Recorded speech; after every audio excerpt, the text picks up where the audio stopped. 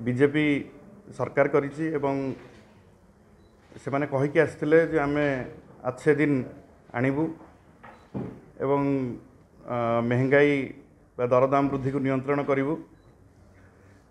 किंतु यही सब कथा केवल कथारे रही जाइछि एवं वर्तमान जो परिस्थिति समग्र भारत वर्ष रे इन्फ्लेशन रेट जो भली भाव रे बढ़ी बढ़ी चलछि एवं विशेष करिकी ओडिशा रे जो भली भाव रे विभिन्न सर्वे संस्था एवं विशेष करिकी जो इंडियन स्टैटिस्टिक्स सर्वे रो जो रिपोर्ट आसुची जे ओडिशा रो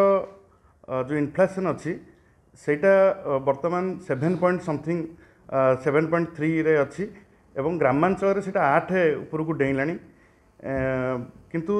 सरकार एठी निरवदष्टा साधिचंती आमे एथि पई कहूचु जे ओडिशा रो जो पाख राज्य गुडिक वेस्ट बेंगल रे 4.5 अच्छी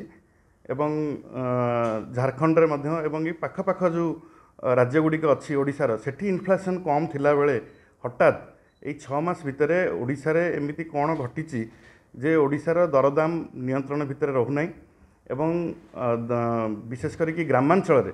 जो भली भाव में आश्चर्यजनक भाव में यहाँ जोटा कहते देवी मिश्र महोदय जे ओडिशा वर्तमान समग्र भारत वर्ष रे इन्फ्लेशन रे द्वितीय राज्य दरदाम वृद्धि रे एवं ग्रामांचल रे जदि देखिबा से भी मध्य द्वितीय स्थान रे अछि तेणु ये इन्फ्लेशन रेट जदि एते मात्रा रे बढ़ुची ओडिशा रे केवल किंतु हेराज पाख आंध्र प्रदेश तेलंगाना झारखंड बिहार एठी इन्फ्लेशन नथिला बेले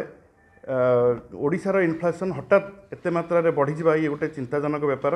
याकू नहीं विभिन्न सर्वेक्षण संस्था पक्षरु अनुशीलन करा जाउची अनुध्यान करा जाउची किंतु सरकार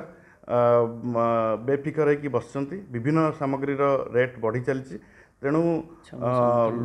आमर जो छामुआ संगठन माने अच्छी आमर युव जनता दल छात्र जनता दल बिजु महिला जनता दल आम ए विरुद्ध रे तीव्र आंदोलन हम